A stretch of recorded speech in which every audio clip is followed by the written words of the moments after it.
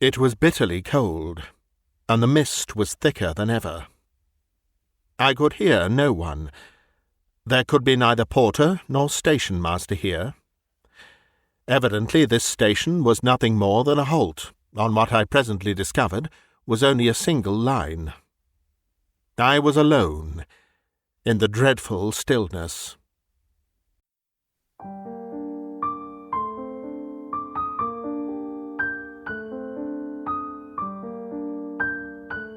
Hello and welcome to Bitesized Audio, classic, unabridged short stories, curated and narrated for you by me, Simon Stanhope. Today's story is a fascinating little curio by Davys Beresford, first published in 1918, although apparently written a couple of years earlier, at the very height of World War I.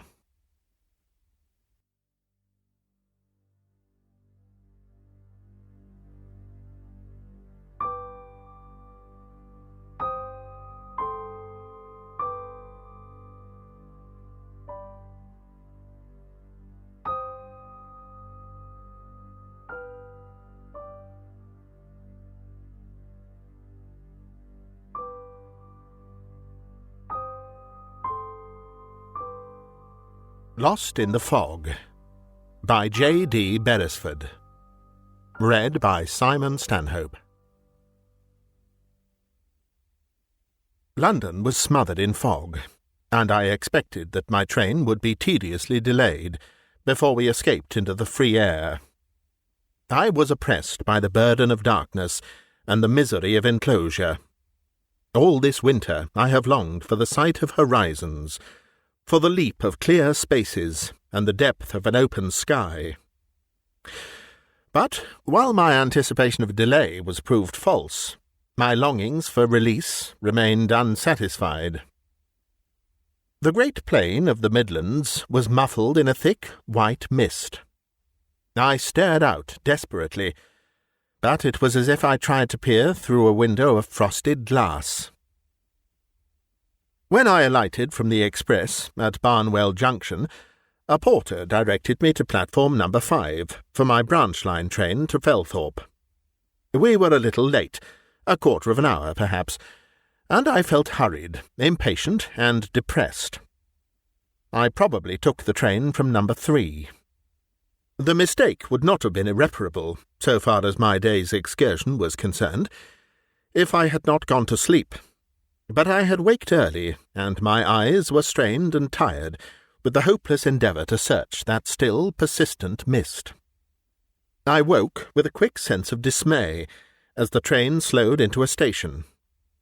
I let down the window, but I could distinguish nothing familiar in the dim grey masses that loomed like spectres through the cold white smoke of fog.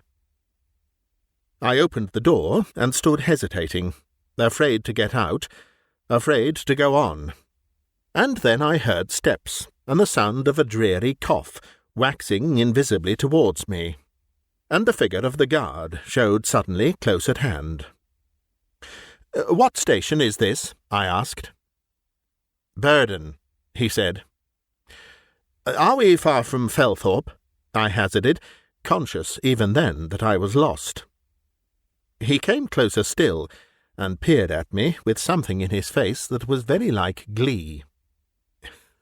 "You're on the wrong line," he said, gloating over my discomfiture. Little drops of moisture shone like milk on the blackness of his beard. "You'll have to go back to Barnwell," he said, as one who delights in judgment. "How long shall I have to wait?" I asked. He looked at his watch. 50 minutes, he said, and immediately quenched my faint relief by adding, "Or should, but it's hardly likely she'll be punctual today. We're over an hour late now." The thought seemed to rouse him. Reluctantly, for loath indeed he must have been to relinquish the single pleasure of his shrouded day, he blew a fierce screech on his whistle, and, shouting hoarsely, slammed the door of my empty compartment. I stood back and watched the blurred line of carriages slip groaning into the unknown. Then I turned and looked up at the board above me. Burden, I muttered. Where in God's name may Burden be? I found something unutterably sad in the sound of that name. I felt lonely and pitiable. It was bitterly cold, and the mist was thicker than ever. I could hear no one. There could be neither porter nor station-master here. Evidently this station was nothing more than a halt, on what I presently discovered was only a single line. I was alone, in the dreadful stillness. The world had ceased to exist for me. And then I stumbled upon the little box of a waiting-room, and in it was a man who crouched over a smouldering fire. When I went in, he looked quickly over his shoulder with the tense alertness of one who fears an ambush. But when he saw me, his expression changed instantly to relief, and to something that was like appeal. "What brings you here?" he asked, with a weak smile. I was thankful for any companionship, and poured out the tale of my bitter woes. You don't know how lucky you are," was my companion's single comment. I scarcely heeded him. "I shall have to give up the idea of getting to Felthorpe today," I went on, seeking some consolation for my misery. "If I can only get back to town." "That's nothing," he put in with a dreary sigh. "Nothing at all. And this infernal train back to Barnwell will probably be hours late," I continued. He smiled weakly and rubbed his hands together, staring into the dull heart of the fire. "It sounds queer to me, hearing this old talk again," he said thoughtfully. "I'd almost come to believe that the whole world had changed, that it was impossible for life outside to be going on just the same as ever. But of course it is." He sighed immensely and shook his head. "Of course, in a way, it is," he repeated. Something in his attitude and the tone of his voice began to pierce my obstinate preoccupation with the disaster of my day's excursion. I had a curious sense of touching some terrible reality, beside which my little troubles were but a momentary irritation. I looked at him with a new curiosity, and noticed, for the first time, that his face was pinched and worn, and that on the further side of his chair lay a pair of roughly fashioned crutches. "Are you going by my train?" I asked. I felt a new desire to help him. He shook his head. "Oh, no, I just come down here for a little rest," he said.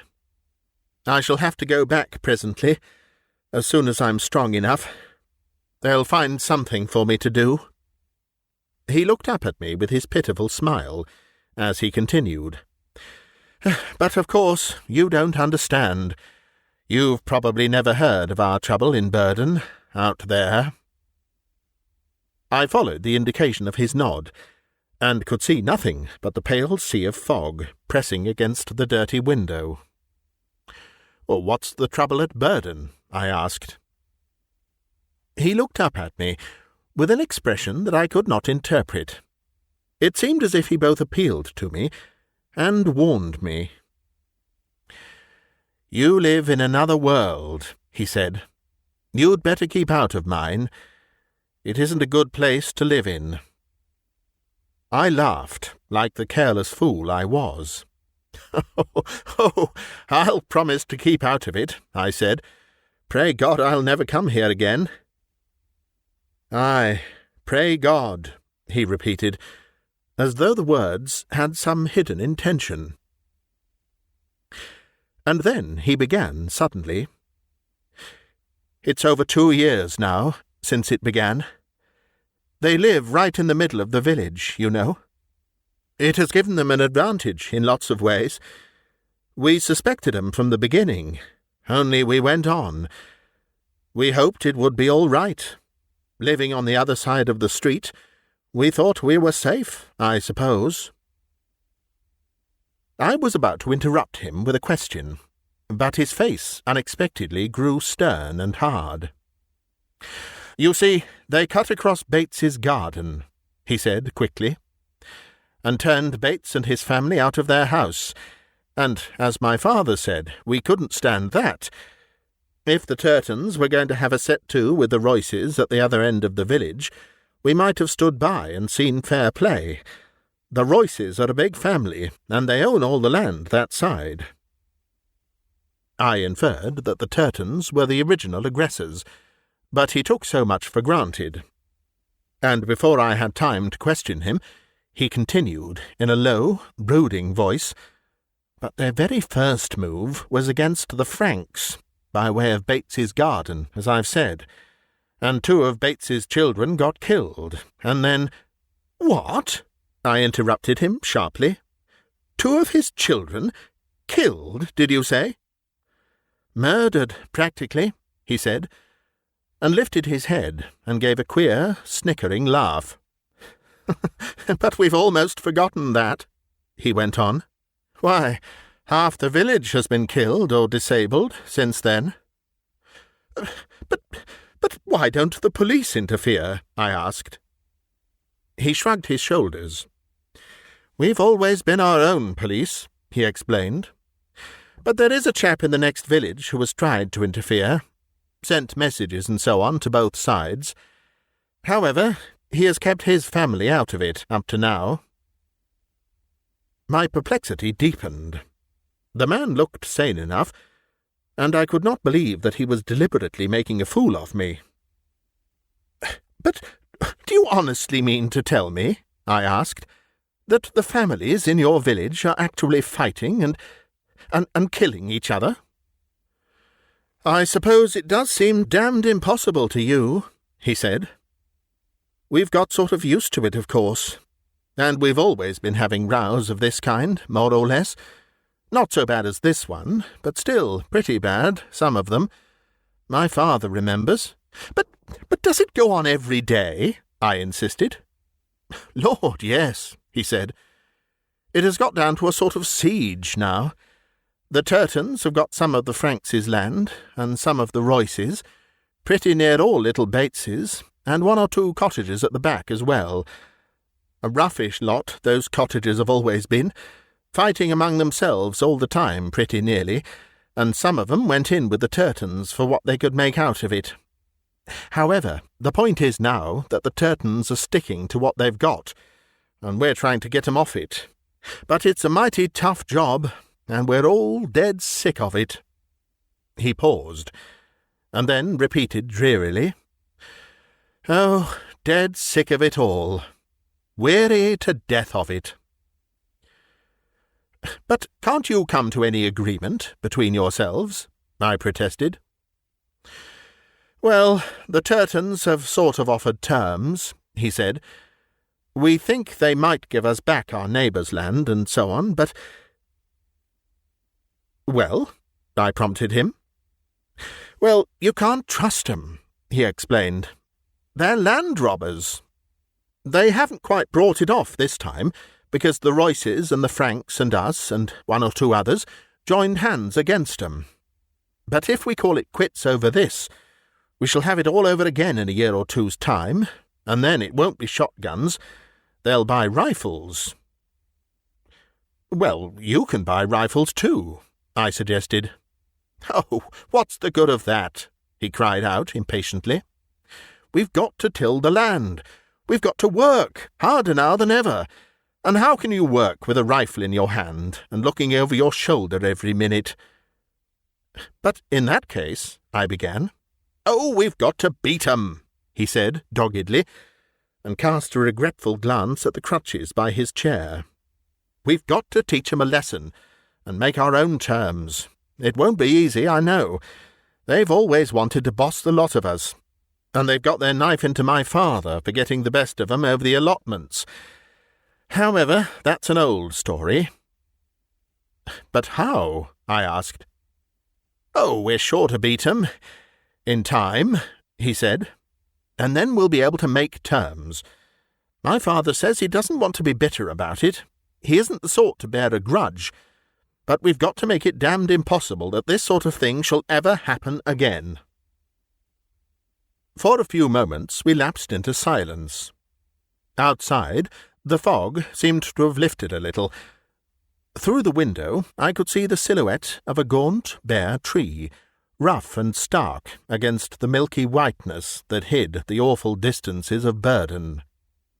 My imagination tried to pierce the shroud of vapour and picture the horror of hate and murder beyond. Was the mist out there glowing with the horrid richness of blood? Was it possible that one might walk through the veil of cloud and stumble suddenly on something that lay dark and soft across the roadway, in a broad pool astoundingly red in this lost, white world? And then the vision leapt and vanished. I heard the thin sound of a whistle and the remote drumming and throbbing of a distant train. I jumped to my feet. "It's barely an hour late, after all," I said. My companion took no notice. He was gazing with a fixed, cold stare into the dead heart of the fire. "I suppose I can't help in any way," I stammered awkwardly. "You're lucky to be out of it. You keep out of it," he said. "You've got your train to catch." And yet I hesitated, even when, with a harsh shriek of impeded wheels, the train scuttered into the little station. Ought I to help? I wondered feebly. But my every desire drew me towards the relief that would bear me back to the world I knew. And now I wonder if that man's story can possibly have been true.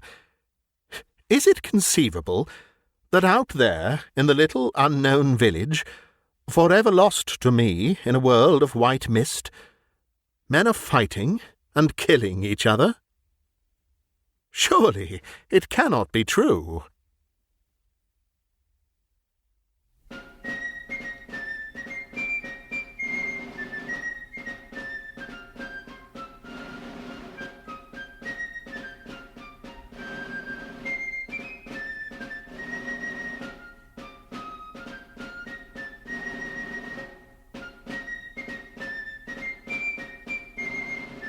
You've been listening to a bite-sized audiobook, read by me, Simon Stanhope. If you enjoy this content, please subscribe, click like, leave a comment if you'd like to, and do check out my playlists and podcast series of more than 200 past recordings if you'd like to hear more. If you'd like to help me to keep producing new content, you can find links on screen now or in the video description to my Patreon page, or to buy me a coffee, or join as a channel member here on YouTube. Another great way to support me is via Bandcamp, bitesizedaudio.bandcamp.com, where you can subscribe for extra content, as well as purchase and download high-quality audio files to keep. This recording is copyright Bitesized Audio 2026. Thank you for listening.